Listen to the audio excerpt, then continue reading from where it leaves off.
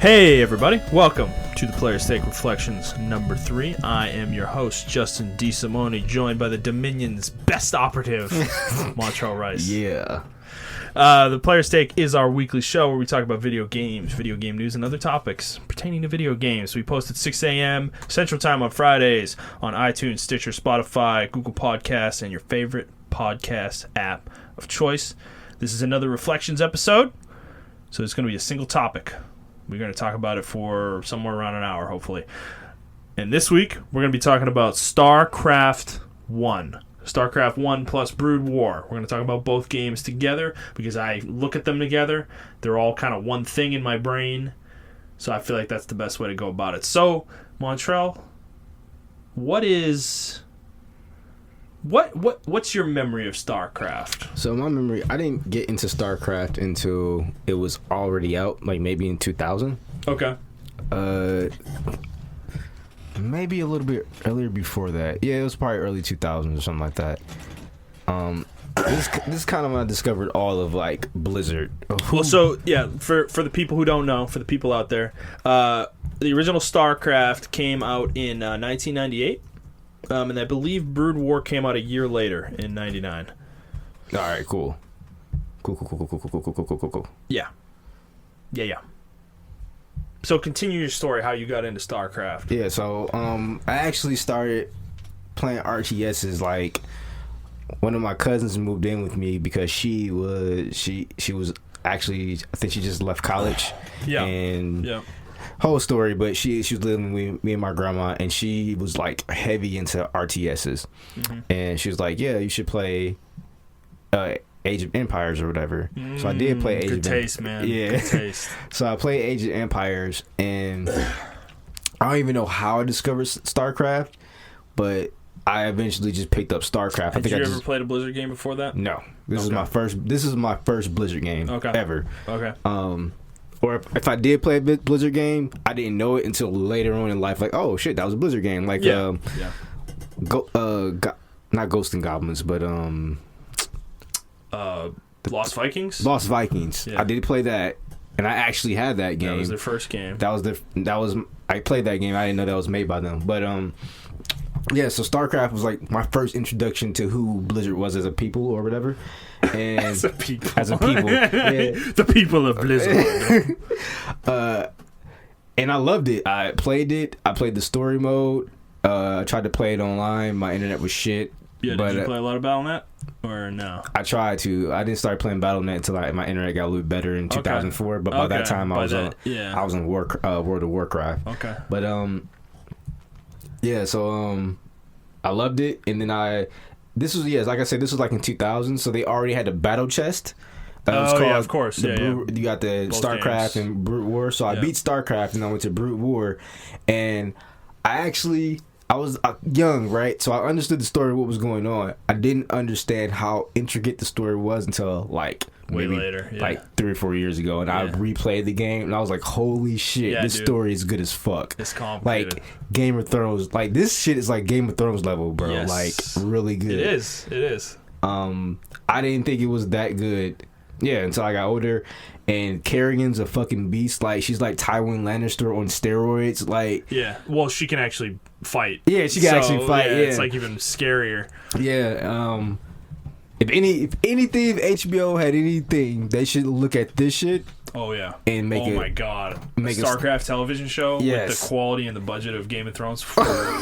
Sign me the fuck up, baby. And one note about Tywin Lannister. Tywin Lannister fucking wishes he was Kerrigan because she can control her army. He can't. Yeah, like he's just got to tell people what to do and hope they do it. I mean, a lot of people may look at this and got the typical Marine guy on the cover and things of that nature, and the way the game kind of presents itself is in that manner, but there's so many political things going on in the background between you and the Sons of Confederates, you and the Sons of Coral. I said Sons of Confederates. Which is kind of what they're supposed to be, right? But. The Sons of Coral and other nations, and then you got the Protoss who are just like, yo, we're trying to just get rid of these Zerglings, and we'll explain all that, who these people are. Yeah, we're gonna go deep into the story, but yeah, man, it was just it was mind blowing for me that this game actually got me into science fiction as a whole. I was already into Star Trek. Cause I mean, Star Wars, I just liked it because like the lightsabers and stuff. But like Star Trek, I was watching that when I was younger. Yeah. But this game actually got me into like sci-fi. I was like, yo, if sci-fi games are like this, then I really love sci-fi shit. And I started reading books and other things like that. Yeah, this is the first game that I can remember, or first anything really of sci-fi that. What was that? Come on. Commander. Go, go, go. Man, you just remind. Ghost reporting. Oh, I gotta find him. Oh, man, yeah. Battle cruiser operational. I mean, Montrell just opened a can of worms. Somebody call for an exterminator. Fired up. Oh man, the wonderful world of RTS quotes. It's Battle cruiser operational. Battle cruiser operational. Don't worry, I'm gonna start doing it throughout the episode now. Whenever you're talking, man. Anyways, all right, yeah. So this was like the first thing, game, book, TV show, otherwise sci-fi that I really, really fell in love with. Yeah. Nothing had really grabbed me to this point. Star Wars. I've never been a big fan of Star Wars. Star Trek. I didn't really get into until a few years after this with my father. So it was this game was engrossing in a weird way because I shared it with my brother. We had one copy that we shared, and there was a lot of he played a lot on Battle.net. Okay. I remember. And I played on Battle.net as well, but I was way more into this game for the single player. Yeah. I just thought the single player was so immersive. It's weird because it's an RTS. Yes. It's sprites and it doesn't look that good by modern standards. Like, yes, 100%. But as a kid, as like a 10-year-old, oh yeah, you're like. It's terrifying, dude. Like, those missions, there's missions in the game where they give you, like, 12 units, and you have to, like, go through this entire installation with those 12 units. I mean, you'll find more units later on, but, dude, you're, like, the place is infested with Zerg, and you have to somehow take your units and get them through that installation, like, fighting Zerg. It's, when I was 9, 10, it was terrifying. Like, dude, I thought Zerg were just horrifying creatures. Like, seriously. I honestly didn't think it was any way to beat these creatures. Well, the way they presented it too, the way they presented the Zerg is that they are an overwhelming force. Yes, and they've become unstoppable because the Terrans fucked up. Yeah, but I got the game. I'm pretty sure we got the game in 1998. I don't remember exactly when I played it. I would probably I want to say it was 98, 99. I think I played both the original game and Brood War around the time they released. Yeah. And I haven't played it in probably 10 years, I'd say, like, full through the campaign. I mean, it's a long-ass game. This is a commitment. Oh, yeah. Like, if you're going to play this game, like, dude, you better be ready to commit 75 hours between both the main campaign and the expansion. Honestly, not to cut you off, but like, honestly, like, I never really played an RTS where the story was this deep. So I played Warcraft 2 before I played this. Oh, yeah, Warcraft. I was very into Warcraft 2. Warcraft 2 had a similarly... It was similarly deep in its story, but unfortunately didn't have enough cinematic presence the way Starcraft did. Okay. Because, I mean, Warcraft 2 came out in 95, and I just don't think computers were at the point yet where they could do a lot of cool shit. Yeah. That, like, Starcraft had enough where they had a little bit more vision with it. I think they learned a lot from Warcraft 2 and put it into Starcraft, because Starcraft has a lot of moments where the game stops and exposition happens in the middle of a mission, which Warcraft 2 didn't have any of that. That almost... I don't think that ever happened in the entirety of Warcraft 2's campaign. Like, all the exposition was between missions. So there was no... all your story was doled out, and it was not presented the same way Starcraft was. It wasn't a bunch of people talking to each other in a like a meeting. Yeah. It was one guy narrating a bunch of text in Warcraft 2. So while it was interesting, it wasn't as... it just wasn't as engrossing because of those factors, right? Like characters that you controlled, like you had hero units just like you did in StarCraft, in Warcraft 2, but those units didn't have personalities. They didn't talk, they never got to speak, they never had like moments. Really? You really just controlled them, and they were super powerful. So they were meant to be like important units. Okay. And they were. But it wasn't like StarCraft where those characters would have a voice and actually talk. Okay. You know, like they said things, like every unit in Warcraft 2 had voice lines, but they were it was when you clicked on them. Yeah, you know? So they never said anything outside of that. Okay. So StarCraft, going from that to StarCraft was, I don't want to say mind-blowing, but it was a big jump. You can say mind-blowing because a lot of shit that happened in the 90s was mind-blowing. It was a big jump, though, dude. Yeah. Like, it was a big jump. It was a big, big jump, and that was why this game was so impressive to me, because it played better than Warcraft 2. Because Warcraft 2 had, to me, even as a kid, I didn't like it. Yeah. Because there were only two races. It was Orc and Human. And the units between Orc and Human were basically identical outside some minor stat differences. And the wizards, like the magical units that both races had different spells. Okay. That was really the only difference between them. Otherwise, a grunt had 40 hit points and a footman had 40 hit points. And they, like, the grunt might have done 11 to 16 damage, and the footman did 10 to 15, but he had like one more armor, and the grunt had like one less. It was like their stats were so close; they were basically identical. Yeah. For the most part, StarCraft took all that, flipped it completely on its head. All three races are completely unique, distinct. They have different units. There's almost nothing between them that is similar, like in terms of balance and unit types and buildings and things like that. So that was the mind-blowing part of the game, was that gameplay element of it, is that like the fact that there's three races was awesome, first of all. And the second part of it was that the units were so unique and different and all had different abilities and all this shit. It was like, dude, it was such a jump from Warcraft 2. It's not even funny. Like this put Blizzard on the map. This game, in my opinion, put Blizzard on the map. I know a lot of people point to D2, but to me, this is the game. Like, this is it. That's another game I played before this game. I did play Diablo, but I was scared shitless. Diablo 1? Diablo 1. Okay. I did play Diablo 1. I did play Diablo 1 as well. Was a great game at the time, and probably still fairly fun to play now. Like, holds up decently, but it didn't have much story in it either, really. It was just the atmosphere was creepy as fuck. Yes, it was very atmospheric. Yeah. But StarCraft was similarly atmospheric, though. Yeah. It just, the music and everything, and dude, when you have headphones on and you're playing StarCraft 1, like, the game just feels, it's very immersive. Yeah. It felt very immersive when I was younger. So I do remember playing this game for hours, just the single player campaign, like to the point where my grandma had to come downstairs and like, yo, it's like 4 o'clock in the morning. Else in your life. Yeah, like, and I was just like, it's 4 o'clock on a Saturday night, like do something, go to sleep or some shit like that. But it's like, I don't know, man. You want to talk about story first, or we can talk about story. You want to talk about BattleNet? I kind of want to talk about BattleNet and on story.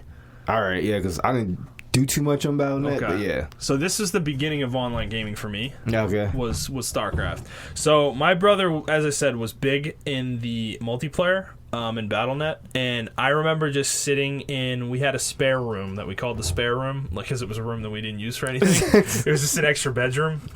Actually, technically it wouldn't be termed a bedroom because it didn't have a closet, but it was a bedroom sized room with no closet. Okay. We put our computer in there that we used as my brother and I shared a computer, and we put the computer in there. So I would just sit in there and watch him play, and he would play these like random custom games like Zerg Wars and all this shit. Yeah. And there was one in particular called Golems that him and I became fucking obsessed with. Like, dude, we would play this into the depths of the night. Like, it was nuts. It was this game where they would give you a worker, and they would have a whole shitload of different unit types, like 12 different units you could pick from. And you know how the beacons, those like circular beacons you could go into? Yeah. The game had 12 units, and there was a beacon next to every unit. And you use that, basically you took your worker and you put it on one of the beacons, and that unit would just endlessly spawn on your bunker. You had a bunker that was like your fortress, and you had to destroy the other player's bunkers. Yeah. So you would pick a unit, and it would just endlessly spawn that unit for you. And your goal was to kill the other people's bunkers. So I think it was a 4 or 5 player game. Might have even been 6 or something like that. And it was so fun because as you kill units, the game tracks how many units you've killed. And when you get to certain thresholds, you would get extra workers, but you got those extra workers in a different pool of units, and you got to pick special units that were different from the main 12. It was like 20 or 30 other units, and they were singular units most of the time. Okay. They were like super beefed up Goliaths, or super powered like Ultralisk or something like that had like very modified stats, like heavily modified stats. It was like a hero unit basically. Yeah. And dude, when I tell you that this was more fun than playing regular StarCraft, I'm not lying to you, man. Like it would devolve into this nonsense where, like, because if you're playing a 6-person game, right, everybody's getting units spawned at the same rate. So the first person who decides to attack somebody else is dead, because the second they move their units, they have nothing to defend themselves with, and then 2 other people come and like attack them and move into their thing, and it's like it was so silly though. Like, it's just so good. It was the beginning. It was the inception of the custom game in the RTS realm, particularly for Blizzard, and this extended into Warcraft 3 as well. And dude, this is the whole reason Dota exists and League of Legends exists. It started with StarCraft. It all started with StarCraft. Yeah. I wanted to just make a note about that personally, because that's extremely important in my gaming path. Is this game started that for me, and then Warcraft 3 really took it, and like for me it became an obsession with that game. But even here, I played it a lot. Like Golems, dude, so fun. Oh man, I'm sure you can still play it.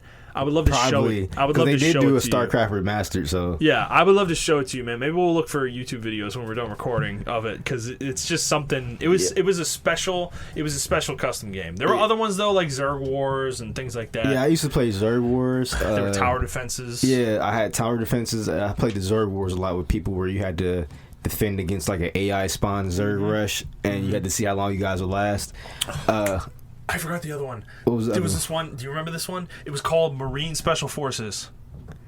It was like an RPG. It was almost like an RPG. Oh, do you remember? You would spawn with a single Marine. Yeah, you and 3 other players would spawn with a single Marine, and you'd be in a base that's like an ally neutral controlled base that is constantly getting attacked by Zerg, and you'd have to go out into the map, the 4 of you, and work together and destroy specific objectives, and then you would get money for that would allow you to upgrade your Marine. But then you'd get the ability to buy additional Marines, vehicles, all sorts of shit. And it was like an RPG almost. Dude, I remember this while you were talking about it, and I can't help but gush about it, because I played that game fucking endlessly. It was so hard, and you don't know how many times, because everybody needed to be good. All 4 players needed to be good. You couldn't beat this with as a kid, I felt like you couldn't beat it with 2 people or 3 people. Like, you needed all 4. And I always remember that first person would go out and get fucking annihilated, and we'd all just be like, God damn it! We'd all have to quit out and start over again. It was like, dude, but it was so fun when you actually got deep into it. Like, your Marines would be so powerful. They'd be like unkillable, basically. It was so good. Ugh. I used to play like the rush maps, where it was like they had one single node of like resources, and the base is right next to it, and you just hurry up and build, and people would just hurry up and build forces and try to attack other people's bases. That was my favorite mode, custom games mode, because I really didn't like playing like, I guess, ranked stuff. Me either. Everyone used to build so fast and use tactics. I was like 10. Yeah, exactly. I wasn't very good. I didn't know what the fuck I was doing. Me either, man. That wasn't. Yeah, like you said though, like. Do you remember Big Game Hunter? The BGH maps. Yeah. You remember that? Remember those. Dude, that was like half the list of the custom games. Always. Big That's Game all Hunter. I remember. Yeah, I do remember those. So I don't even know what they were. I think they were ones that had like endless minerals or something like that. Those were the rush maps, I thought. It might have been the rush maps, but they were basically regular StarCraft, but they had modified rules. I think you had to hunt like one single unit type or something like that. It was almost like a raid boss type deal. Yeah. But yeah, like StarCraft had all those custom shits, man. Like you said, this started. I didn't play Warcraft 3, unfortunately. Yeah. Which is a damn shame. Yeah, I didn't play that, unfortunately, but yeah, like you said, the custom maps and that.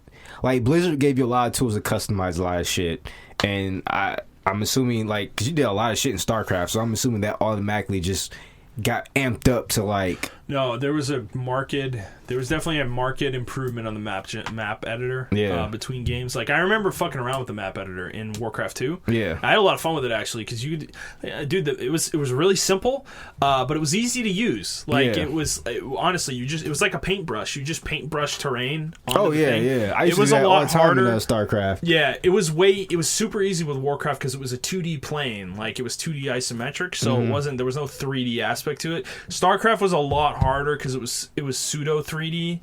And then Warcraft 3 was even harder than that because it got really complicated with Warcraft 3. I mean, they made Dota. They let you do all these triggers and things like that, which putting triggers in it unlocked all sorts of things you could do with it that you couldn't do with StarCraft. Yeah. And people did shit with StarCraft though that I still think is super impressive. And honestly, I mean, not to get off topic, but that's kind of like where I think that's the area of gaming that we're missing nowadays. Like, everything's like, what do you call it? Manufactured fun. Whereas people, bro, I remember playing Halo 3 and like having custom maps out the wazoo. We didn't even play the regular Slayer. We were like, yo, let's go into some custom maps. Let's go to some custom games or something like that, because people used to make ridiculous shit. Like, zombies was a custom thing before it became an official thing on fucking Halo. Oh no, Halo. Or Halo, okay. Yeah, because you start out with one zombie, and then that zombie will kill somebody else, and then you have to manually switch to a sword. And like, okay, tell everybody I'm a zombie now, and manually switch your color over to another color. Oh, really? Yeah. So it was like a group effort. You guys effort. are making up your own modes. It's like the kids on the block. Exactly. Like making up a game like tag or something. Exactly. So like, I think that's why a lot of people have fun memories of like StarCraft and Halo and things of that nature, because the custom games were like, it was like kids just playing on the playground. Sometimes you just join in with like 16 other players. I'm like, all right, what we doing today? And some like, hey, you want to race around with the Warhogs or some shit like that? Yeah. It wasn't manufactured fun. It was like, everyone's just here's the toolbox, here's the sandbox, have fun. Yeah. Which is a sandbox in the playground, because you make shit up. Like, that's what they call it, a sandbox in video games. Yeah. So, but getting back to StarCraft, like, I think Battle.net was like really cool in that aspect. I didn't even realize it, but I'm like, I'm gaming online. And, dude, it was huge, man. Yeah. Younger folks who weren't around for this, like who were born in 1998 or whatever and never played StarCraft, like, I really encourage you to go back and play it. You can play the HD remastered version, which does not change the gameplay in any way. It just makes it look a little better. Yep. Everything is intact with the game. I highly recommend it to anybody who's not experienced it, because this is just a game that changed the landscape, and I think this game holds up perfectly. Oh yeah, still does. Nothing about it is degraded, in my opinion. Like, the we haven't gameplay, even gotten to the story yet. Like, dude, StarCraft 2 came out 10 years later, and people don't give a shit about it. Like, they play StarCraft 1 because it's just better. Yeah. Like, it's better, and it was 10 years before StarCraft 2. So, but for online gaming in particular, like, I really just want to like intimate to people that this was so important. Battle.net was so important. Like, it really was so important to gaming. Like, it pioneered. Like, online gaming existed, but not in this way, where it was so easy. Like most online gaming was like, you had to use TCP/IP and directly connect to the person you were playing with. Yep. This unlocked that. You didn't, like, Battle.net did it all for you. Yeah, it was like you were still directly connecting to people, but there was a GUI that. It was like you were in lobbies and chat rooms and stuff, you know. You could just chat with people and chill with people, and like, dude, it was something really revolutionary for the time. So, do you want to just go into single player now? Yeah. All right. So this is the real shit with StarCraft. All right, single player. I want to say the mission design in StarCraft is some of the best. I love Warcraft 3, but I honestly hold the mission design in StarCraft above. Really? Because I think love Warcraft 3. I do, but they were working with less with this game, and I think they achieved a similar level that they did with Warcraft 3, and I just think that's more impressive. Okay. You know, it was like 4 years between StarCraft and Warcraft 3 coming out, and the engine they were working with this game was a little bit more limiting, and dude, the missions were just... There's so few missions in that game that I think are bad. Like, I can't even really think of any that are like truly missions that are bad. Like, sure, there's plenty of missions in the game that are a pain in the ass. Oh yeah, that are hard, but they're not bad though. Like they're beatable. They're all beatable, you know. And it's like, I think the only missions were the time ones where you're on a certain time limit, you had to do certain things. Like, I think those are stressful. Yeah, definitely the ones stressful. you had to evacuate. I think the Terran town was about to get overran, and you had to evacuate everyone. That one was hard for me.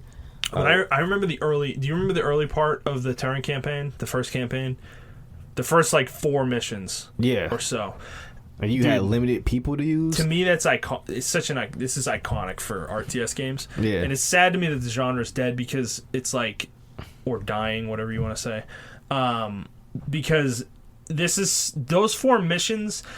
Like, the first mission is just an introduction to the Zerg. Yeah. Or to the game, really. Like, it's like build a supply depot, build 4 Marines, and that's it. That's the objective. But you can go kill the Zerg base. Like, you get attacked in the mission. Like, it's not just a free fun time, you know?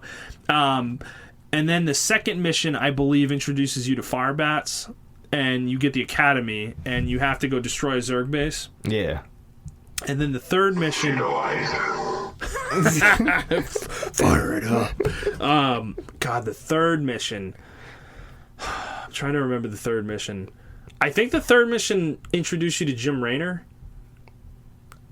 Dang, did you give him to a third mission? Yeah. You got him that early? You did. Okay. Yeah. It might have been the second mission that gave you Jim Raynor. I think you had him in the third mission too. But the fourth mission is the one I really want to talk about, though, because this is the. Do you remember this mission? This is the one where you get a base.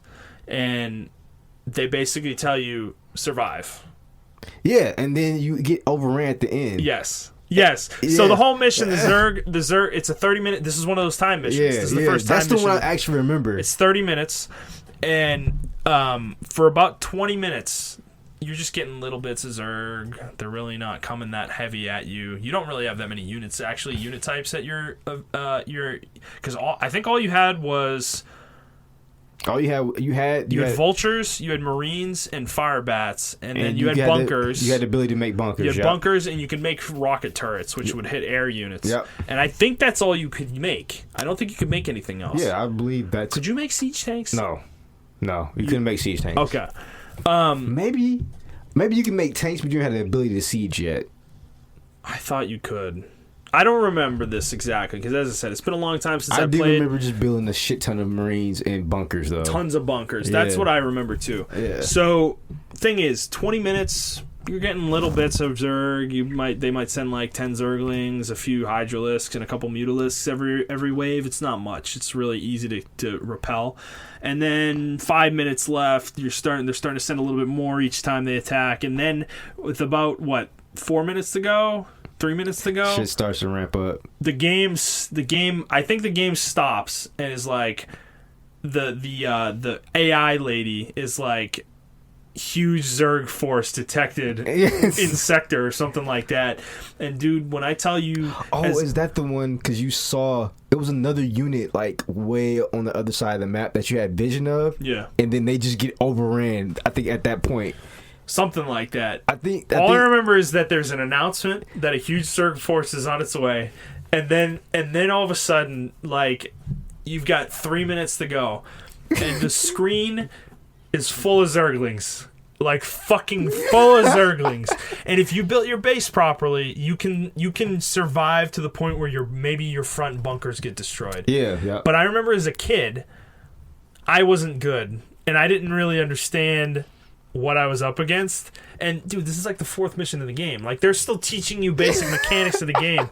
And dude, I remember when I was a kid, I was down to my last supply depot by the end of the mission because dude, they send hundreds of Zerg units at you. It's insane. It's more than they can. It's multiple enemy factions, I'm pretty sure, so that they have enough food supply for all the units they send at you, because it's completely absurd. Like, you can't defend against it. It's impossible to actually win the fight. But like, I remember that feeling of just like, oh my god! Like, this was their like just mic drop moment. Like, it was like for me, this game's for real. Like, when that happened for me, man, like, I was just like, I was weird too, right? I was very immersed in this game, so like each unit I created, like I was like, man, I don't want this unit. This is my first unit. I don't really want him to die. I totally I had a agree. personal investment in each unit I built. So like when that happened, luckily I passed the mission like the first time. But when that happened, I was just like, holy shit! Like this. Like, they destroyed a lot of people. Like, a lot of people lost their lives today. Granted, I was young, guys. I was, like, fucking 12 or whatever. So, I was like... You're like, we are here to honor the fallen. Exactly. A lot of men and women lost their lives fighting the Zerg force. Exactly, right? So, up until this point, too, you gotta realize, y'all, like...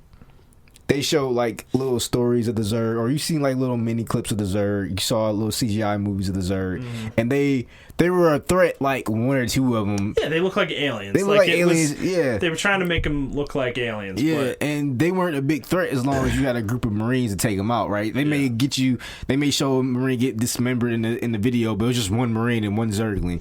But like after that, I was like, holy shit, these motherfuckers become a huge issue if they allowed to multiply. They were called the Swarm. Yeah.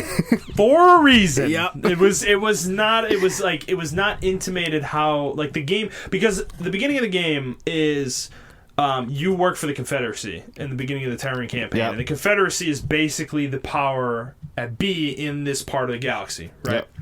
And it's not the same Confederacy, guys, like our Confederacy. This is just to let y'all know they were basically like a governing body of a section of the galaxy. Earth was controlled by a different group called the UED, the United Earth Defense. The United Earth Defense for. I think it was some United Earth Directorate. Yeah, that's what it was called. Yep. They controlled Earth and the space around that, and a large portion of the galaxy as well. Yep. We don't meet the UED until Brood War, so they weren't in the picture. We're introduced to the humans through the Confederacy. Yeah, that's why they all sound Southern stuff. Dude, they're totally making that. They're totally making that thing. So, but the only two characters we knew at that point were General Duke. Yep. Who has a hilarious voice. Oh yeah. Can you pull him up? Yeah. Please pull up his quotes.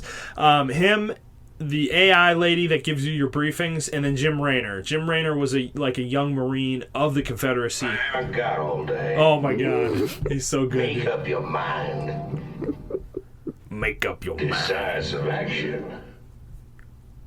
You all need some good old-fashioned discipline. I love it, man. So yeah, it was him, Jim Raynor, and then the AI lady. That was pretty much it up until this point in the game. And I believe mission 5, after you get overrun, Raynor is like, look, this shit's out of control. The Confederacy clearly has no idea how to stop these things. Yeah. And then you meet Mengsk, I think in mission 5, during the briefing, Mengsk comes into your comm. Ah, yes, Sons of Coral. He's been paying attention to you fighting the Zerg, and paying attention to Raynor as well, and he's taken an interest in both of you. And he offers a deal to both the player and Jim Raynor, and obviously you have no agency in this. But you are considered a character, though. Yeah, like they in do every acknowledge campaign. you. They talk directly to you when they talk sometimes. And he offers you and Raynor a deal, and you and Raynor accept. Basically, you're going to join his organization and help them fight the Zerg. Yep. That's how it's presented at first. And then there's this woman named Sarah Kerrigan, who is a ghost operative for the Sons of Korhal. And Jim Raynor is immediately smitten. It's obvious to a ridiculous degree, but he's like immediately smitten with her. However, that doesn't matter immediately. But you do a couple missions for them where I think you're fighting against the Confederacy. You're fighting Terran on Terran mostly. Yep. So you're fighting against the former army that you were a part of, or faction that you were a part of. Yep. And the Sons of Korhal are trying to take over a portion of the galaxy, basically. Yep. And by the end of the campaign, because I think there's only 9 missions in the campaign, I want to say 9 or 10 per campaign. Yeah. So you do a couple missions for the. I feel like it was a lot more though. Yeah. Oh, I know. A lot of shit happens, dude. So you do a couple missions fighting the Confederacy, and then I forget what mission 7 is, but I remember mission 8 because mission 8 is your first introduction to the Protoss. Yes. And this mission is when shit gets real in the actual story. Like, you remember this mission? So, because you're on a space platform, and the Sons of Korhal have stolen the psi emitter. You remember this? Yes. Because one of your missions is to infiltrate a Confederacy base to steal the psi emitter, which is a device that allows them to control the Zerg, basically. Yep. The Sons of Korhal successfully steal that, and you're using that in this mission. So you have an allied Zerg base next to your Terran base. You remember this? Yeah. And they're trying to get a second psi emitter, which is being protected by a Protoss force for some reason. And they give you Zerg units to fight with. Like, remember? This is when you get hunter killers. Do you remember these? Yeah. They were like the Uber Hydralisks. Yeah. They were so powerful, dude. They were insane. Like, they were the freaking... They're like the best units in the game because they're ranged, they're fast, they're small, and they do like 20 damage a shot, and Marines have like 40 hit points. So like 2 shots and they're dead. It's insanity. But so you have a Zerg base. You don't get to build the base. I think it's just an allied faction that like gives you units at certain points in the mission. But you have a Terran base, and Kerrigan's you're controlling Kerrigan in this mission. Raynor's not there. He's not. Yeah, he's doing something else. Yeah. He's not part of this mission directly. So you're fighting the Protoss, and this is the first time you fight the Protoss in the game. This is the first time we see them at all, period. Yeah, because we didn't know who... All you know is, at this point in the game, the Protoss is on the cover of the box art. Yep. So that's all you know. They're one of the races. Yeah. But you don't know anything about them. You don't know anything about them, And, dude, I remember the first time a Zealot came in, like, they attacked you with Zealots. And I called them Zealots when I was a kid. I did too. I didn't know how to pronounce fucking anything. But my brother would always make fun of me for that. Because I called them Zealots. Zealots. I liked it better. It sounded better. I'm going to be honest. But, dude, when they came in with their dual blades, like those dual energy blades. I remember 3 of them took out like a squad of 10 Marines. Yeah, it was insane. Dude, they come in and I'm sitting there. I'm like, oh, it's like 3 guys. I got like 10 or 12 Marines. They fucking annihilate my entire force, and they're like destroying my base. I'm like, I've killed like one of them. And it's like, I look at them. I like click on one of them because I'm like completely dumbfounded. I'm like, this motherfucker's got like 200 hit points. He's got like 100 hit points, and he's got a shield, 100-point shield or some shit. I'm like, what is this? My Marines have 40 health apiece. And they're like, dude, the side blades, they did, I think it was 8 damage per hit, and every attack was like a double swipe, so it was 16 damage. And dude, it was like 3 shots. Like they would get up to a Marine. All 3 of them would attack. Marine dead. Move up to the next one. It was like, Marines have the best death animation too. If you can find that sound effect, please do. Man, it's so good. And let's just say too, in the game, Marines explode into explode into a burst of gore. It's amazing, dude. It's so fucking funny. But so yeah, this is the first time we run into the Protoss, and this is literally their basic unit, like the Zealot. Yeah. We haven't even fought anything else yet, and then you start fighting Dragoons, and you're like, oh my god, these units take so much to kill. It's insane. It's like, you're like, this race must be insanely powerful, and it's funny when you get control of them later on, like they're not that cool. Oh yeah, but they're not. It's like, dude, at this point in the game, start to see their weaknesses. Yeah, but at this point in the game, the way they're presented and what you have access to as a Terran, it's like they're insanely powerful to you. That's your kind of impression of them. And this mission plays out. You get the psi emitter, but what ends up happening? I forget. I don't remember the exact details, but I think the psi emitter gets. They take the psi emitter. You get the psi emitter, and I think Mengsk brings it up on a transport, so they lose, and then he takes the one that you have in the base and takes it up too, and you lose control of the Zerg that are next to your base. Everything goes dark. I remember that. Yes, he betrays everybody that's in the mission, basically, like everybody on the ground in the mission, including Kerrigan. Yeah. And then the base right next to yours, all the Zerg activate.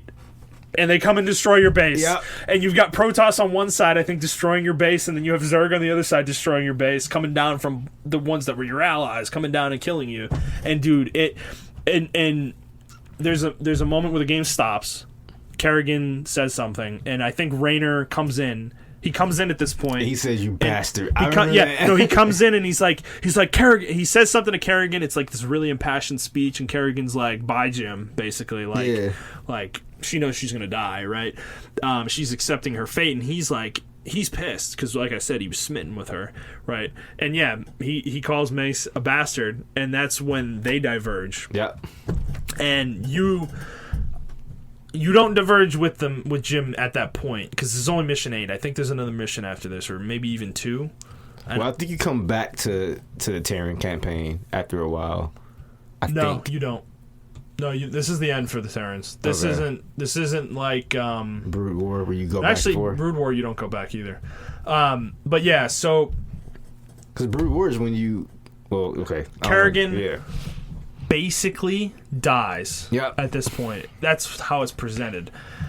However, I think at the end of this campaign, they find out that she was actually captured by the Zerg, and she was put into a chrysalis, which is basically like a giant cocoon for a human. They had some plan to do something with her, and I think you did go with Raynor, and I think Raynor tried to save her. That was like one of the last missions of the campaign, was you trying to save Kerrigan from the Zerg. Yeah. And you fail, basically. Yeah, because I do remember Raynor saying, like, let's just pack up and go home, boys, or something like that. Yeah. Because, I think he does find her in the cocoon.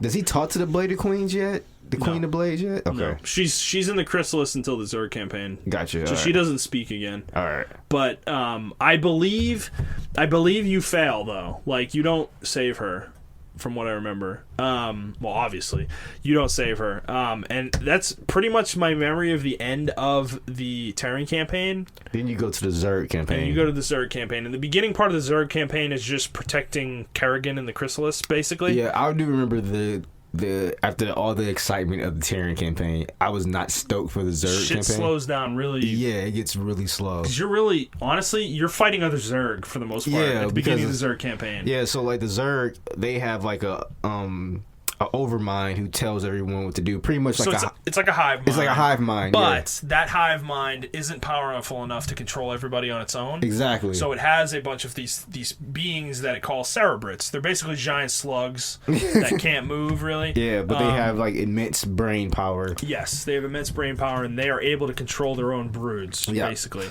And some of the broods like try to go rogue and do their own thing. Yes, and some of them wanted to kill Kerrigan because they believed that she was going to take their place and that she was too powerful. So what made Kerrigan so special, any ghost, actually, this is the first time I think the Zergs actually captured a ghost. This was the first time the Zerg actually captured a ghost. Ghosts have this ability they have psychic abilities. Yes. They're psionics, just the way cerebrates are. Yeah, so they can communicate with them on the same wave pattern and stuff like that. Yeah. So the Zerg have never caught anyone. Usually when they get a human, they just fucking kill them. Like, they're like, we on or they infest them. Or they infest them or whatever. Yeah. But this was the first time they caught somebody that had the same, like, psi emitter, psi wavelength as them. So they wanted to experiment on her, and the Overmind, he was like, yo, this could be really impactful to us. Yeah, that was the first 4 missions of that campaign. Yeah. Was him basically every mission he was like she's almost finished. Yeah, like this is gonna be our Jesus. Yeah, he's literally like this is gonna be the most powerful being imaginable. Yeah. And he is so he just sits there basically hyping you up. Yeah. The whole time. And all the other celebrates are like, yo, I'm defecting right now, or he's sending you on missions to like get these other celebrates that like back in line. They're like kill them. Kill them, because they're like, yo, some of them you get back in line, and then some of them are like, no, you want to kill me because this thing that he's chopping up in the kitchen right now, we're not feeling it, man. Like, you got to kill me, just kill me right now. Like, there were moments like that where you as the player are like, because I was like, man, should I even? Why are they just defecting like this? Like, why? Like, and then you have celebrities coming to you on the side, like, "Hey, man, listen, bro. Yeah. I don't know what the Overmind's thinking, but this is not the way to go." So you have all these Game of Thrones moments, like all these Like, this is where the politics really kicked in the Zerg campaign. Even though I hated this campaign, as from a gameplay standpoint, like story standpoint, this is where like dialogue and Blizzard's like story arc really takes its own narrative and things of that nature. You really saw the writing come out in this narrative and the Protoss narrative, but it was more so this one and in the Brood War. The Zerg are very intelligent in what they do and how they control things and things of that nature. I was very surprised as a player just to see how like they're not just a mindless swarm. Everything they do is calculated. Very calculated. Yeah. So when you did go against certain forces that were like as a Zerg that did break away from the hive mind, sometimes they were under the psi emitter, and then sometimes they were just people that did break away. Yeah. But yeah, like I think I did forget this point. I don't remember the exact run of missions in this campaign. This is a very vague thing in my mind. Okay. But I will say, I think early in the campaign you do fight some Protoss as well. Because we have the Wikipedia page of the story synopsis up.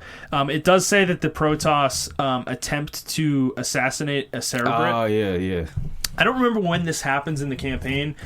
I want to say it's early, but I remember too the Terran. You do fight the Terran early in the campaign as well, because Jim Raynor tries to save Kerrigan again. Yes. Yeah. During the Zerg campaign, but this is the mission that she hatches. I think that's mission 4.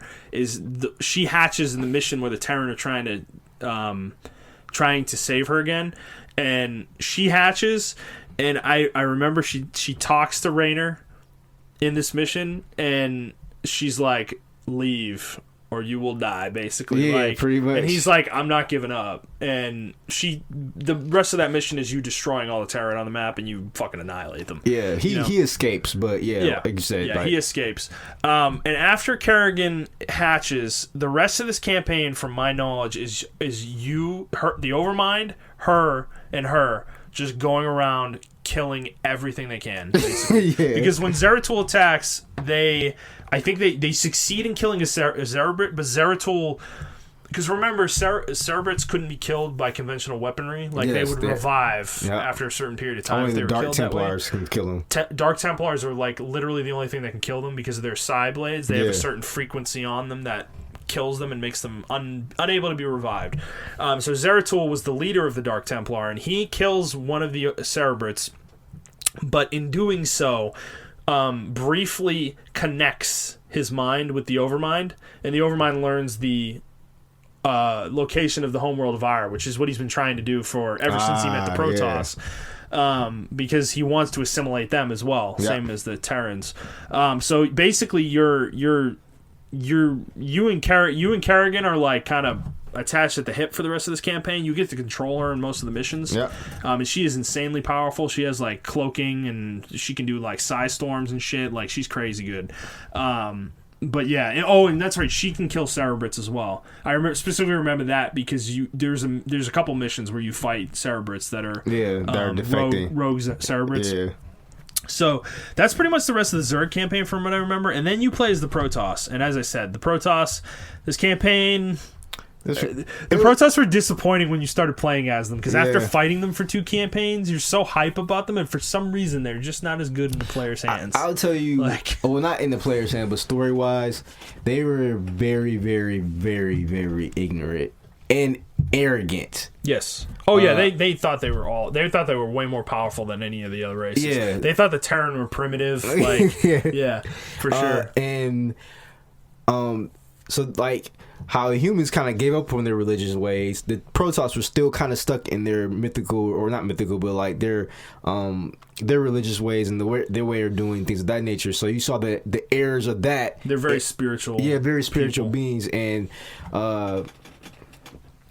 very ancient, like people who follow certain rules and things of that nature. Yeah. And that was kind of like their downfall, because they didn't want to stray from that at all. When the Dark Templar are mainly like people who are fucking casted aside. They're like, the Dark Templar were exiles. Yeah, they were exiles at this point. Yeah, and they were cast away, and the main group of, or what you thought was the main group of Protoss, they were like, we don't want nothing to do with them, like, at all. Why are we even talking to them?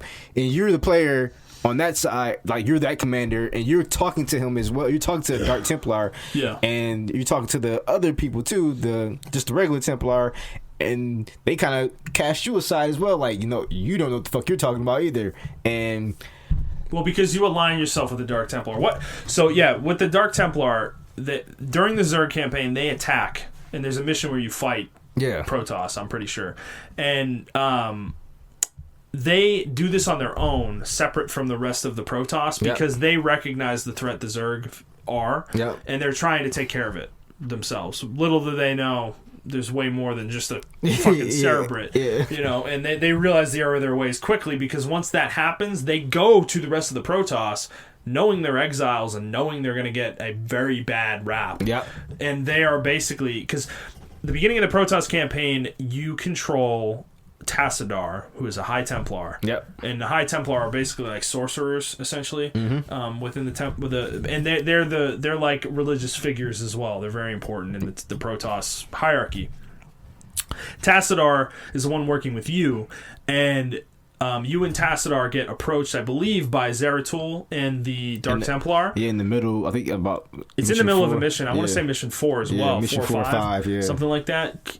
And Tassadar listens to what they say, and I remember. Do you remember the guy? So you remember every race had like a like if you clicked on a unit, you were an enemy, and you clicked on a unit of theirs, like a building or something, right? It didn't have a picture, in the little portrait space. It would show, like the Terran would show the AI robot lady, and then the Zerg would show the Overmind with the eyeball. The Protoss guy that showed was actually a character in the story, as well as just like the Overmind was, and he's called the Executor. I think so. Or no, you're called the Executor. Yeah, you are the Executor. Yeah. I forget his name. I forget what they call him, but he's an important figure in the political structure of the Protoss as well, though. And he is so against you talking to Zeratul at all. Like, he's like disavows the mission, basically. He's like, if you guys do this, like, you're done. Basically. And I think he like goes off comms. Oh yeah. Like, I remember that part. Yeah, I was like, because he was so pissed. He was like, you two shouldn't do this. Like, this is a bad choice. That's how poorly thought of the Dark Templar are. But Tassadar listens and thinks better of it. He's like, this threat is very, very real, and we need to take this seriously, and we need the Dark Templars' help in order to deal with this, because no one else in the Protoss can kill Cerebrits. And they realize they need to kill the Overmind, and the Dark Templar are the only ones who can do that permanently. And then in some point during the mission, those missions as well, you meet Jim Raynor. And Raynor is he's working with the Dark Templar, and the Dark Templar is also trying to talk to, because I think before they go off comms as well, or no, they try to communicate with Manx. Was it Manx? I think it was Manx. Yeah. Well, they try to communicate with both him and the Protoss, because the Protoss homeworld almost, I think, gets destroyed, right? Well, no, that's what happens after the Zerg campaign. They start getting invaded by the Zerg. And they're defending themselves. But at the last Protoss mission, don't you have to sacrifice somebody? Yes, Tassadar gets sacrificed to kill the Overmind. But before all this even happens, Jim Raynor and I think in Tassadar maybe, in Phoenix, I want to say the Dark Templar. Yes, Phoenix. Phoenix is a zealot. Oh, he's a zealot? Okay. He's a zealot warrior, yeah. Well, I think it was Zeratul or something like that. They were also talking about the humans. They're like, I know the humans are primitive. I just remember this one line. It's like, I know the humans are primitive, but we have to listen to what they're saying, because shit's really about to hit the fan. Like, this happened to them. They seen the power that they can do. And Jim Raynor was actually talking to the Protoss, and I think that same mission, that's when they go off comms too. They're like, hey, you're talking to humans now? What the fuck is going on? That's right. Yes, Zeratul starts talking to you, and then Raynor starts talking to you as well. That's right. You're totally right, dude. Yeah, no, you're right. Yeah, and then he's like, yeah, humans? Like, we're done. This is over. I'm out. I want nothing to do with this. Yeah, I remember that. Yeah. Man. Yeah, so after that, you join forces with them, and I think the rest of the campaign is trying to fight back the Zerg, basically, and work your way towards fighting the Overmind. And the final mission of the game is a multi-race assault against the Overmind, and I believe, if I'm not mistaken, you get to control both races. Yep, I think you control the Terran and the Protoss in this mission. And you have to fight this gigantic Zerg base that spans like 2/3 of the fucking map. There's I remember that. There's like 5 Cerebrits all around the freaking Overmind. It's insane, dude. It's crazy. But the objective, you have to kill the Overmind with a Dark Templar. They have to get the finishing blow on the Overmind. That's like the goal of the mission. Yeah. And after you do it, the mission ends and then a cinematic plays, and Tassadar is in a battle cruiser at this point, and you get Tassadar during this mission as well.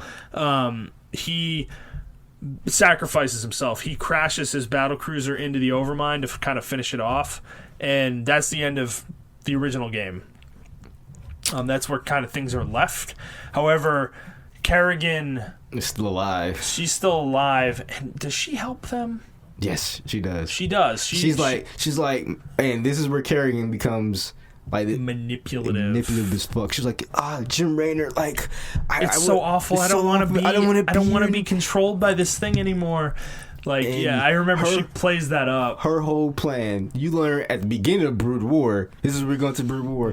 You learn at the beginning of Brood War, her whole mission was to take out the Overmind because he was a little bit too powerful than her. Yep. So she's like, hey, I need to get rid of this guy. Well, so, Brood War, the order of the campaigns is Protoss, Terran. I thought you start with the Zerg first. No, Zerg last. Okay. Which, so you actually don't learn this right away in Brood War. I mean, you kind of do through other characters because I believe they talk about her. And the fact, I'm pretty sure Jim Raynor, because you play the Protoss and you play the remaining forces of the Protoss after the Overmind is destroyed. Yeah. And it's like, I think it's not very far after the original game. And Phoenix, Raynor, and Tassadar's dead, but Phoenix, Raynor, and the Protoss guy, the important Protoss guy who is the face of the buildings or whatever, they're just trying to get off Ire, basically, because it's falling apart. The Zerg are overrunning it anyways. Like, destroying the Overmind did not completely kill the Zerg. Yeah. Like, they're still running around. Like, they're all alive. They're all running around killing shit. Yeah, like, they realized that either some of the Celebrates went rogue or some of the Zerg forces are, like, not being controlled. They just run off instinct.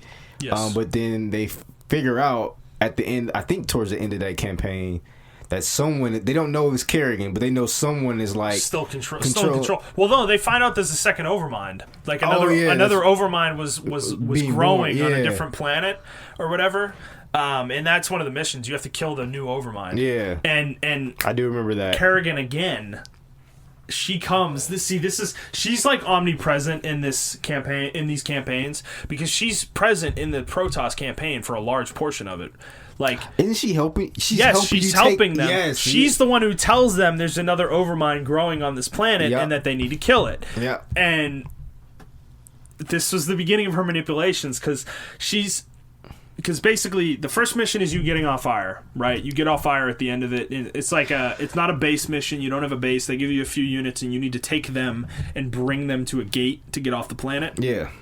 And you barely got off the planet before the gate explodes. And then you go to a different planet, which is the homeworld, I believe, of the Dark Templar, where the Dark Templar are living. Yeah, and you meet the queen of the Dark Templar. I do remember her, yeah. And then you meet a guy named Artanis, who is a Protoss. He pilots a ship.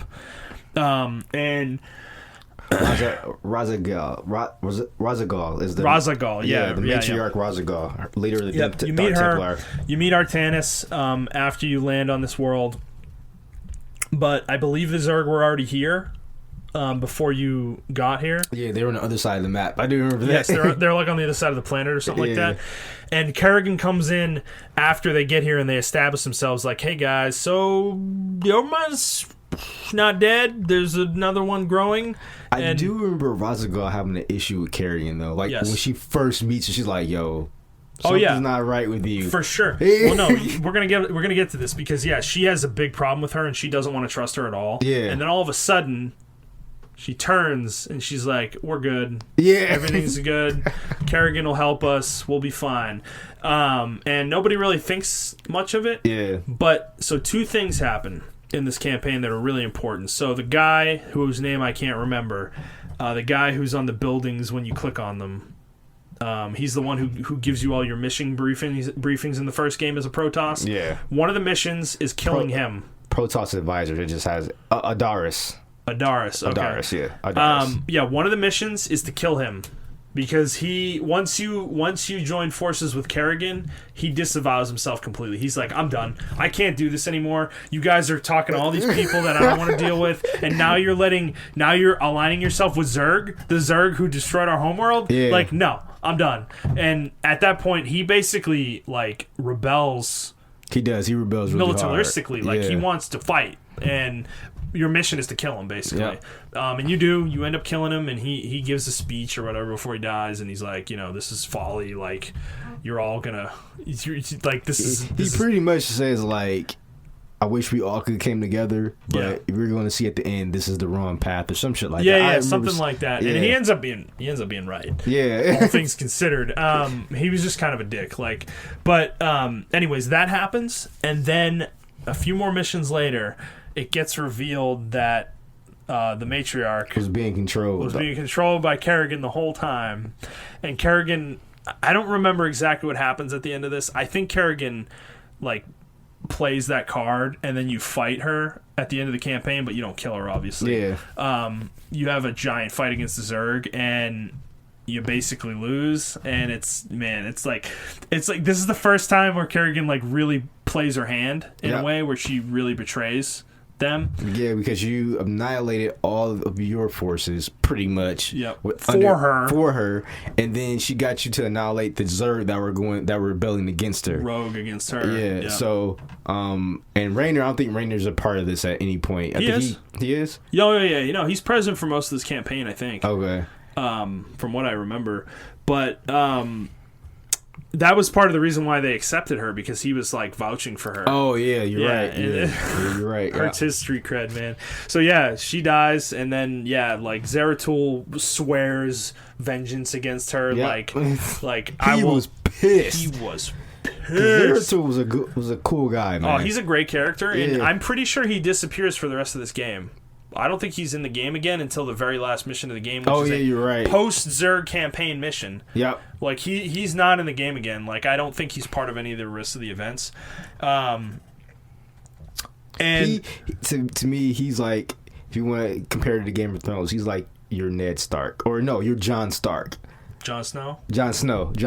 Yeah. He's like your Jon Snow. He's wiser. He's like older. He's wiser, yeah. But like he's like that person that's like, no, he's more like Barristan Selmy.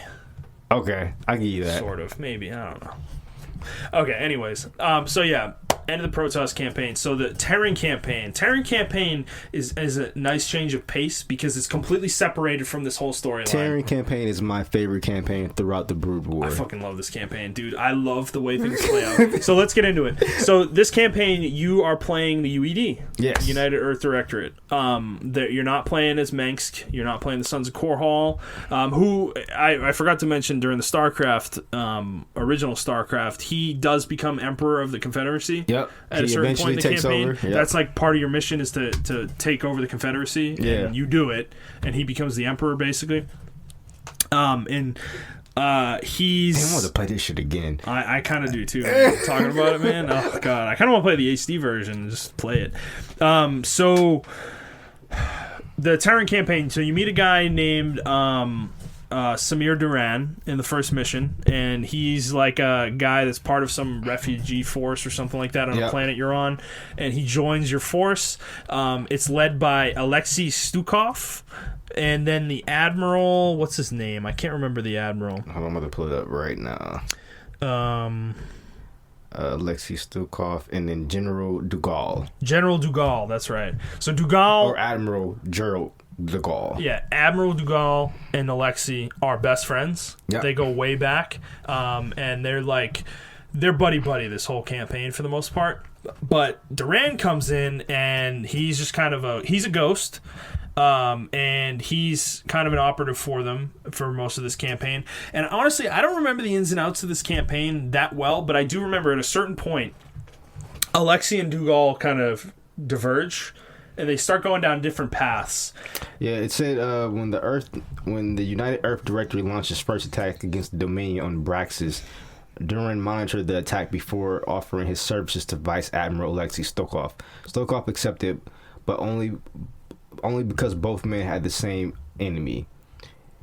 Even though Duran had the potential to be a valuable asset, Stokov was nonetheless suspicious. This was not a deal that General de Gaulle approved of at the first glance, but in his eyes, he saw that Duran was merely a turncoat to the Dominion. Mm-hmm. So that was just a description of Duran. He served in Alpha Squad before Arturus Minx was brought down in the Terran Confederacy. And sensing the shift in power, he assumed the small commando force of the Confederate resistant forces, and he was about to bring Minx down or whatever. All right, so over the course of this campaign, you do a bunch of missions against the Zerg and against other Terrans, the Confederacy, and they don't really know much about the Zerg, so they don't really. Yeah, because I don't think the UED... They weren't even present for what happened in StarCraft 1, so they don't really understand how big of a threat the Zerg are. Yeah, because from what I understand, they're focused on the Confederacy for a large part of this campaign. The UED is mainly still in our solar system, and the people you were playing with before in the last game, they were way out. They were light years out into other galaxies, and that's when they first encountered the Zerg. But yeah. So they don't really consider the Zerg that big of a threat in the beginning of this campaign, and you run into them a few times and they kill them and you take them out, but over the course of this campaign, Alexei and Dougal kind of diverge, like I said, and they're not together anymore. They're not on the same page, right? Alexei's doing his own thing over here and Dougal's doing his own thing, and Dougal starts to think Alexei is a traitor, is doing things that are not in the interest of the UED. And Duran keeps feeding him information that supports that theory, and it comes to a mission, and this mission is burned in my brain. Yes, this mission is so good. You have a small squadron of Marines. It's a non-base mission. It's one of those missions where you are inside an installation, and they give you a small squad of units, and you have to go through this whole giant... And this map is huge, by the way. Yeah. You have to go through this whole giant map, and you can find units and rescue them, and your squad gets bigger. And you go through this entire laboratory, military installation, whatever. You find out that they're experimenting on the Zerg? On Zerg, yeah. And that's what Dougal thinks is happening, is that Alexei is experimenting on Zerg and trying to do inhumane things, basically. And so don't you find infested? You do. I think you do. Okay. And you get to the end of the map, and Alexei's in a room by himself, I think. I don't even think he has anybody with him. No, he doesn't. And there's this whole dialogue that happens between him and Dougal and Duran. And I think he stops. Him and Duran talk, and Duran's like, I'm gonna kill you, traitor, or something like that. And Alexei's doesn't the game stop when he has 1 HP left? Yes. Yeah. So you fight him and you kill him. It's an easy fight. Yeah. He doesn't last very long. And you kill him, and right when he's about to die, he talks to Dougal, and he's crying and he's in tears, and he's like, I did everything for us. All this stuff, everything I was doing was for us. You've been tricked, my friend. I'm pretty sure he says some line like that, and he dies.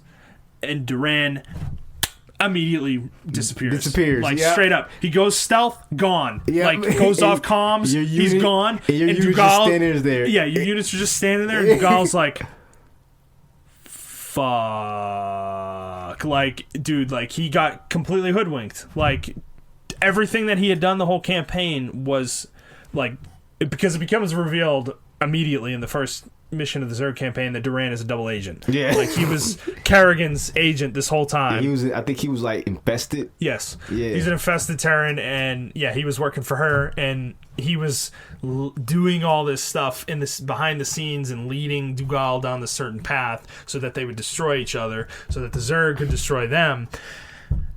And that's the end of the Terran campaign, and it is super sad. It's When Duran disappeared, bro, I was just I was 12. I'm like, holy fucking shit. Well, dude, because the next mission, Dougal's the only one in the briefing with you. Yes. And he's like, I'm gonna kill all these motherfuckers, we have to avenge Alexei. Like, I have made a grave error, and we need to avenge Alexei. And that's the end of the Terran campaign. And then the Zerg campaign, I remember the first mission is you fighting against other Zerg. It's like fighting a rogue Zerg or whatever. Yeah. It's a boring mission, but then after that... Isn't Durant on comms with you as soon as you get off that mission? Yeah. At the beginning of the Zerg mission, him and Kerrigan talk to each other and stuff, and they're part of your briefings for the Zerg campaign. Yeah. But I think it's the second mission onward. This whole campaign, dude, this is it's just masterful. Where it's like Kerrigan needs Jim Raynor, Phoenix, and Mengsk to help her destroy the UED on Core Hall, and she uses Mengsk's desperation, because he's been unseated as the Emperor of the Confederacy, uses his desperation to help her achieve this goal. And for some reason, I don't remember why Raynor and Phoenix go along with this, but I think she strong arms them in some form or fashion, or she just straight up tricks them. I think she straight up tricks them. I think she's like, yeah, I want to say she has information on them using the Zerg. Like, they need something that she's going to get. Yeah, because right? I just remember the psi emitter being a huge deal with this, and them controlling the Zerg. And she need those psi emitters gone. Yeah. Oh, that's right. Yeah. Yeah, and so there's one mission where you go on this mining planet, and you're just trying to get they're just trying to get resources so they can stage this campaign against Core Hall. Yeah. And that's the first mission that Raynor and Phoenix are with you, and like Phoenix is like controllable, and he's there with like the Zerg units and everything, and he's like, you remember the banter in this mission where he's like, man, this is extremely weird for me. Like, I don't like this. And like Raynor's like, it's okay, dude, it's fine, buddy, like we'll get through it, you know. And he's like Phoenix is like, I'm never gonna get used to this, like I'm used to killing these things, not fighting alongside them, you know. And that mission was funny. But then the next mission is, dude, I remember this mission, this is probably my favorite mission in the entirety of StarCraft. It's a Zerg mission.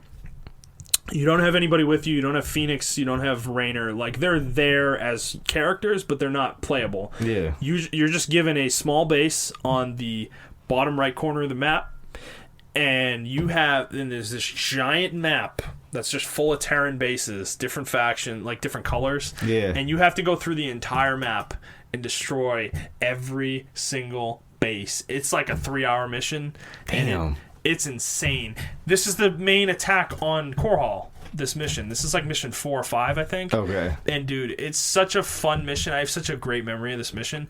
But I remember how hard it was. This is like the epitome of Brood War for me. This mission is just like, it's insane. Yeah. It's so insane, like how huge it is. But, yeah, I remember that mission. And then after that, I think the mission directly after that is on Core Hall again. And it's you at the top of the map. Do you remember this mission? You're at the top of the map, and you have the Confederacy and Mengsk on the left side, and then you have Phoenix and Raynor and their units on the right side of the map. It's a vertical map, and you have to go down the entire map and kill. You have to kill Duke, and you have to kill Phoenix. I remember that. And you kill them both. As the Terrans, right? No, as the Zerg. As a Zerg, yeah. And you're betraying them, basically. And I don't remember Duke dying as much because I don't think it's as memorable. Like, Mengsk, he was like, he was at this point he was an extremely minor character. Duke was, but Duke was pissed though. I remember him like yelling at you and shit like that. Mengsk was upset, obviously, but Mengsk wasn't that like impactful of a character at this point because he wasn't super powerful. But I remember when you kill Phoenix, Raynor goes on this monologue where he's like, I will hunt you to the ends of the universe. I will never stop hunting you. I am going to kill you. Like, that is his monologue towards Kerrigan. Like, I don't care what you say to me ever again. I will never, ever, ever stop hunting you. Like, because Phoenix at this point was like his best friend. Yeah. Like, the two of them had developed a rapport that was like buddy. Best buddies. They built this relationship, and and she betrayed them and killed him, and Raynor was. He was done. He was done. She had tricked him so many times, taken advantage of his feelings so many times. He was done, and I remember that mission, and then after that, I know there's a couple. I think there's a couple more missions, and then there's the final mission of the game, the final of the main campaign, where the UED shows up, Dougal shows up. Mansk shows up, and then Artanis shows up, and you have to fight. You're in the middle of the map, and all three of them are on the sides, and you have to fight all three of them and kill all of them. Yeah. Like, and you do. At the end of the game, you do. And I remember Kerrigan is like, she says this line where she's like, I'm basically the queen bitch of the universe. Like, and that is pretty much a direct quote. And like, she's at the top. She's killed everybody. Like, she has no threats left. Like, she's taken over everything in this sector of the universe. And that's how the game ends. And that's how the game ends. Yeah, and you help. Let me remind you guys, the sequel doesn't come out till 10 years later. Yeah. Well, so there's one more mission after this, and Zeratul's in it. And it's just a small, short mission where you have, like, him and a couple other Templars. Yeah. And you have to go and destroy this capsule or whatever, or like a organic tank or whatever. It's full of a creature, and yeah, this is the introduction to the Xel'Naga.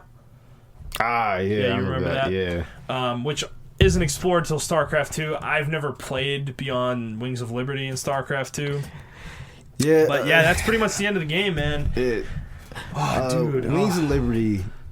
And I know people are like, why didn't you like StarCraft 2? Because Wings of Liberty is trash. Yeah, the writing. So, like I just said. Yeah, go ahead. Remember how he just said Raynor was pissed. Like, Raynor been through all this shit, and he was like, I'm going to hunt you to the ends of the fucking universe. I'm going to fucking kill you. Put a bullet in your head personally. Yep. Like, you betrayed all of us. Not just my friendship, but all of the races going against everybody. Mm-hmm.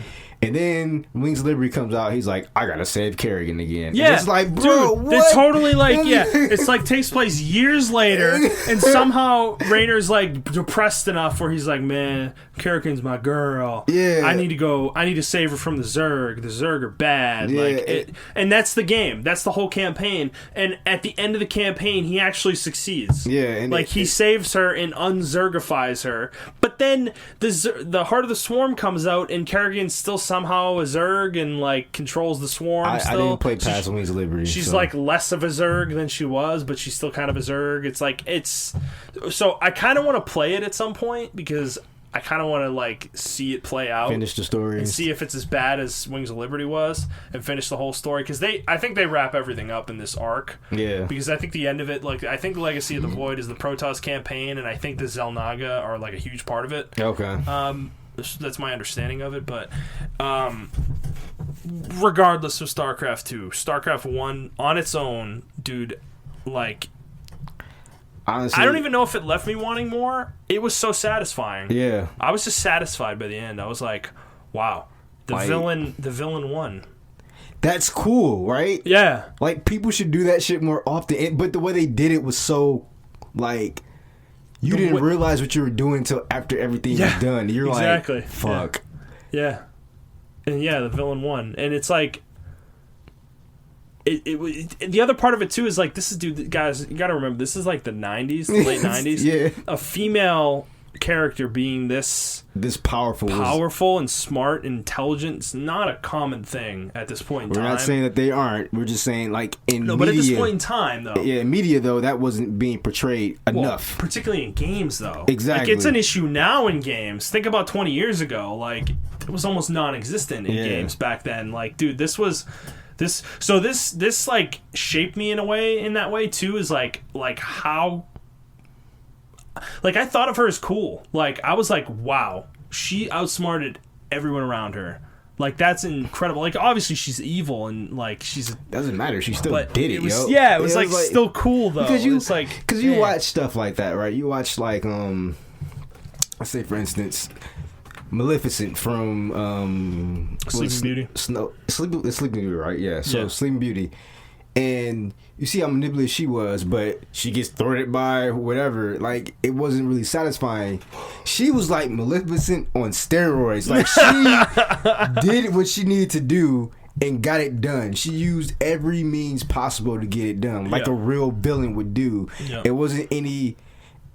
There weren't any, like, the writers didn't put any, what's the thing I'm looking for, where they put something in there just to help the hero out. I forgot the fuck it's called. Deus Ex Machina? Yeah, there wasn't any Deus Ex Machina. No, they played it out as it would happen. Yeah. Like, and that's the other thing, is they kept they kept the player in the dark in enough ways where it felt like she was genuine at certain points. Like where you really felt like she was genuinely trying to help the other characters, and then she wasn't. And it's like, everyone. How many times are we gonna fall for this? You know, but it's like it just keeps playing out in a great way, though. Yeah, like, everyone was playing. Even you, the player, was playing. Because once I beat it, I didn't realize until after I beat the game that I'm like, fuck, I really helped her take over. You were complicit in all of it. Yeah. Right, no, that's the other part of it is like, yeah, there's still player agency in the game, but at the same time, like, you executed this. Yeah. You executed everything that happened. Like, you were the one who did it all, you know? And it's like, as much as it's an RTS, it's not like playing a third-person game or a first-person game and, like, killing somebody in that sense, but when you think of it in those, like, when I thought of it in those terms, I was like, man, I'm, like, complicit in her, like, obviously it's a video game, but it's, like, it's heavy, though. When you think about it, you're, like, in the context of the universe, you've helped an alien race, like, just take over, you know? It's like, no piece of media can do that. It can duplicate that, in my opinion. I agree. I don't think a television show or movie or book can ever duplicate that feeling. Yeah, even when I'm playing Mass Effect, right? I don't get that same I don't get that same sense of, like, being complicit. Like, I was manipulated. Like, that rarely happens in a video game where the player is manipulated all the way to the end, and you're like, you consider yourself pretty smart. Yeah. And like, oh, I can see this coming, whatever, blah, blah, we're gonna end up eventually, the good guy's gonna come out of nowhere and save it. And she's like, nah, I took over everything. And that's it. That's the game. Yeah. Credits roll. You're like, holy shit. Like, that's it? Yep. But then Starcraft 2 came out and blew all that shit out the water. Yeah, man.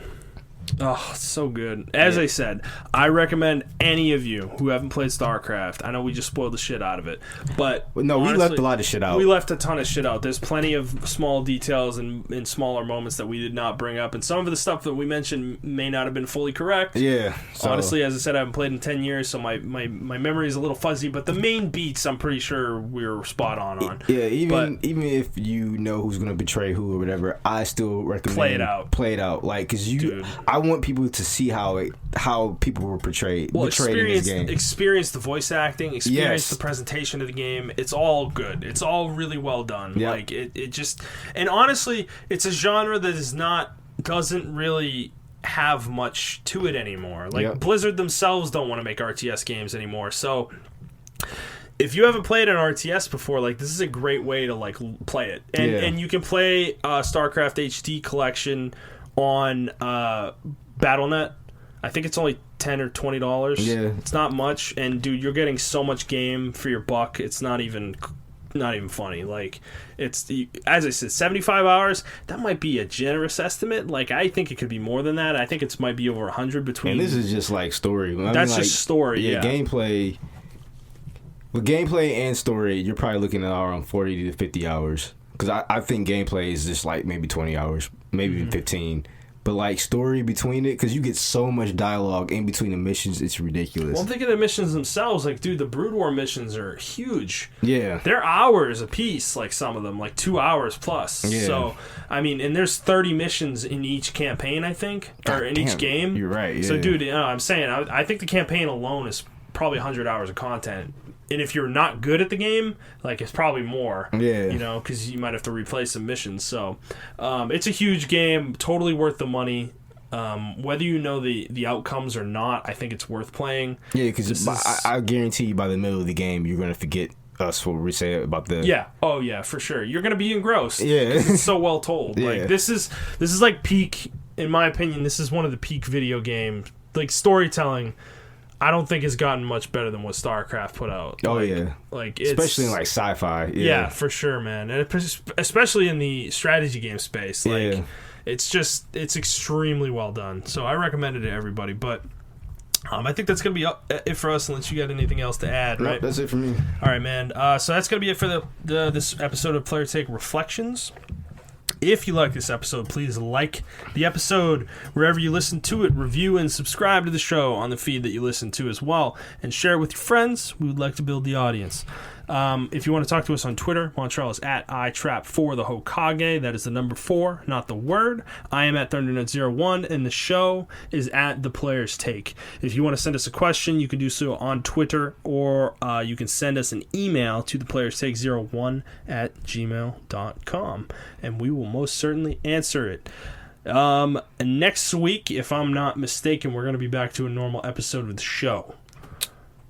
But that is like 3 weeks from recording. So Montrell and I have no idea what we're going to talk about. But we're going to have weeks of news probably to catch up on by that point. So it's going to be probably a pretty beefy episode if you guys look forward to that. So we hope you guys enjoyed this talk about a classic. And we will see you guys on the next one. All right? Bye, guys. Let's move.